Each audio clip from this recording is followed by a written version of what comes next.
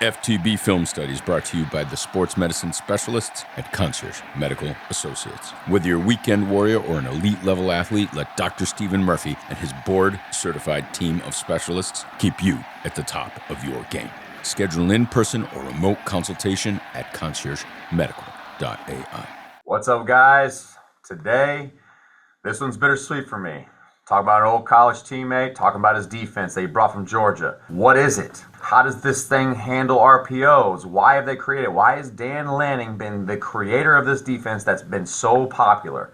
Let's break it down. Let's see what Penn State's going to have to do, what Drew Aller's going to have to do. Let's talk about it. You know the drill. Like, subscribe, comment. We'd love to talk. Here we are. We're talking about Dan Lanning, University of Oregon, the mint and tight defense. We're going to talk about what Dan Lanning is going to bring to the Big Ten Championship against Penn State. What Dan brought what's called the mint off of the tight defense. So the tight defense is pretty simple. The tight defense is 4-I-0-4. What does that mean? Well, it means that the defensive lineman is going to line up inside of the tackle. You're going to have a head-up nose guard, and inside of the tackle, you're going to have two linebackers. They're going to play in what we call 40 positions. They're going to line up right behind those DNs, just stacked on their inside foot. What they're going to play in the back end is totally different. The original mint defense is true quarters, okay? So basically, here's how it works. You have two outside linebackers, okay? And these two outside linebackers are going to be what they call either apex defenders or force defenders, meaning they have to build the wall to make sure nothing gets outside of them.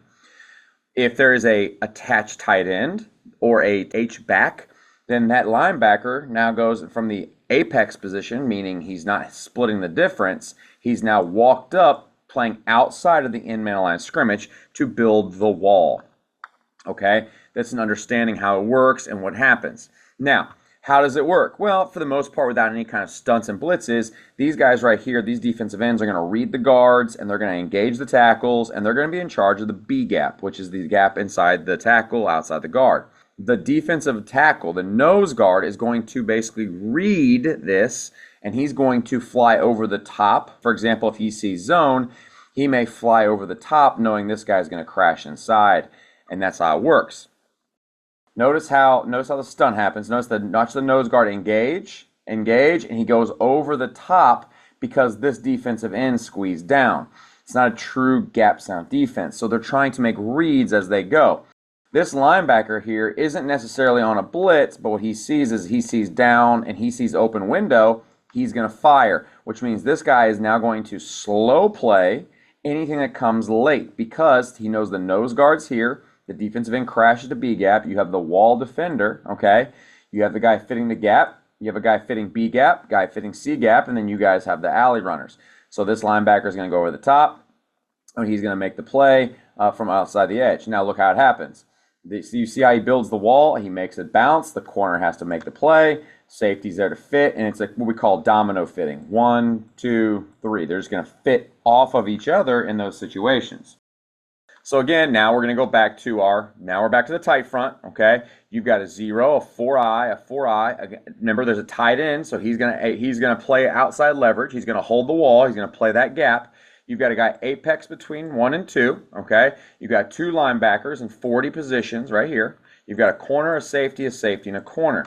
Now, how are they going to play it? Remember, we talked about domino fits, okay? So look, he's going to read the guard. He's going to engage the tackle, but notice how he's not going to try to give up ground. He's just going to hold his ground right here.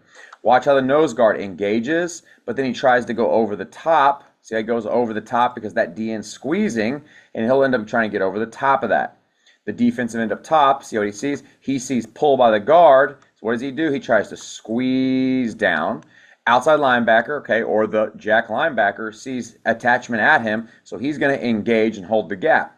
So here's how it works. Here's how it works. You've got the wall builder. You've got the C gap fitter. You've got what we call the alley runner, and then you've got the overfit guy. Linebacker sees it. There it is. Boom. I'm going to build the wall. Nothing gets outside of me. Linebacker's going to play here. Other linebacker's going to get over the top. Safety plays him in coverage, so he's going to have to go make the alley right. And there you go. You've got yourself a good defense. Let's talk about how it looks from here.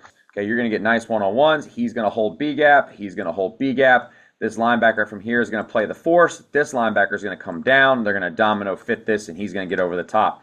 They're very good at what they do. And Coach Lanning is phenomenal as a defensive coordinator. I might be a little biased because we're college teammates. But there's a reason he got the Oregon job at the age he got it. All right? So again, look where you're at now. Okay, look where you're at now. You're in a 4-eye situation. Okay, 4-eye, nose, 4-eye. You've got a guy outside leverage. You've got a guy outside leverage, and it looks like the old 52 front. So, but watch how they play it. Okay, this guy sees it attaching. He's going to go into his gap. This guy sees here and down. He's going to open window this. This guy's going to hold gap. This guy's going to hold gap. And watch how number 2, look what number 2 does.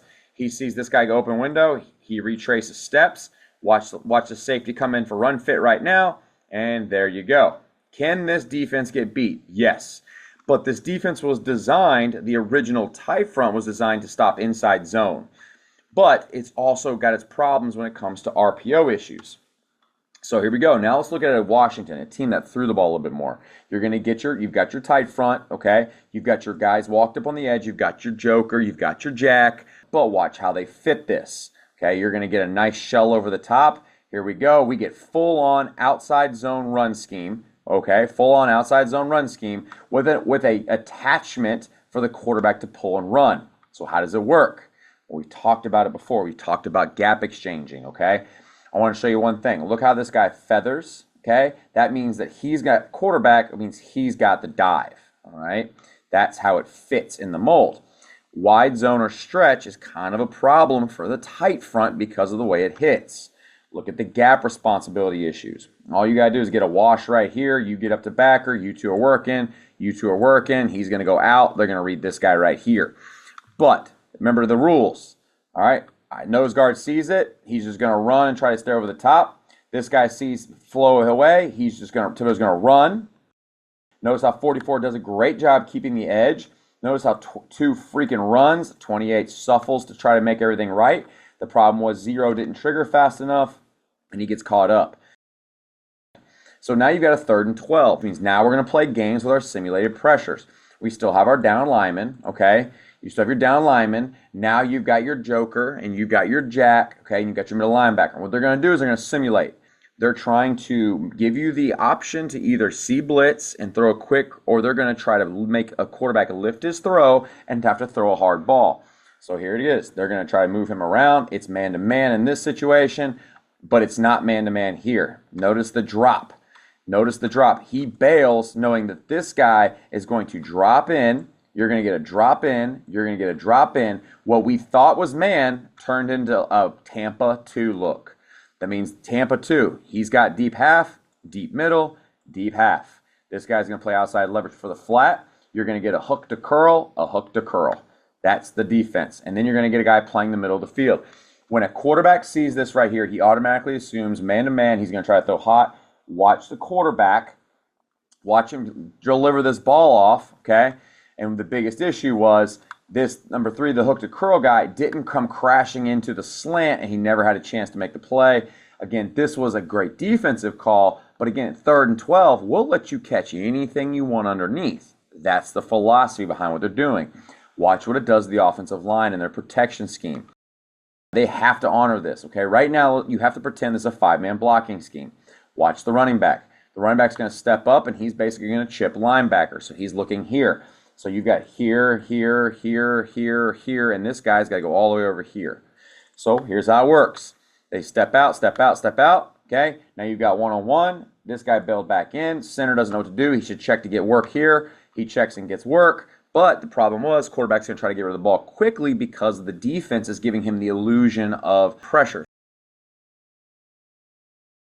Okay, now we're back into the tight front with a guy walked up on the edge. Looks like they're just going to try to play a game in this situation. Inside zone with a bluff. All right, remember how we talked how this works. Let's go to the end zone copy. I want you to see it.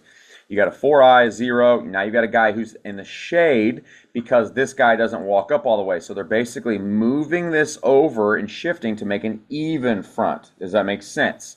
An even front is what's going to create the excitement here.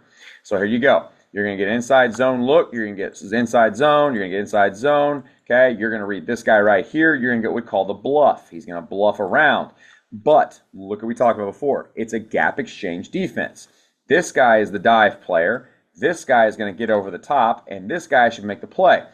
H-back doesn't get caught up, but look what happens. He runs with him. Safety's there to fit. Okay, safety's there to fit, and you don't get a play. Because in this defense, you get a chance to get numbers. Penn State is going to have to do something different. And Drew Aller is going to have to be very careful of understanding that this is a defensive mastermind. He's going to create the illusion of a lot of different things in front of his quarterback, and he's going to have the answer of why and how and where am I going to be able to drop this ball off without being rushed.